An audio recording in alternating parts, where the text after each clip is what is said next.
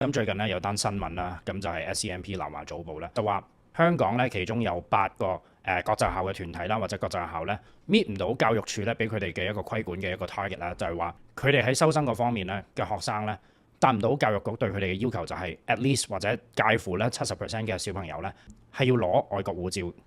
咁呢個 article 就講啦，其實國際學校咧好多時咧，佢哋喺開辦呢個學校嗰陣時咧，就會同政府去簽一個條約，就係話某一個 percentage 嘅學生咧係需要咧攞外國 passport 嘅。咁而呢個整體嘅 percentage 咧，其實係間國際學校咧自己同政府咧私立定下嘅一個percentage 啦。咁而呢個 article 咧就同大家公開咗咧，就係話英基咧個要求咧係要達到70% 嘅小朋友咧係攞外國嘅護照喎。咁呢個 article 咧就係話咧英基咧聯同有好多間嘅國際學校咧，基本上係達唔到呢個咁樣嘅 percentage 嘅一個要求啦。佢同政府去訂立個 percentage 嘅要求啦，咁有機會咧就會面臨一啲嘅危機嘅。咁甚至乎咧有人就係話咧會唔會咧英基咧係面臨一個殺校咁樣啦？咁我可以好快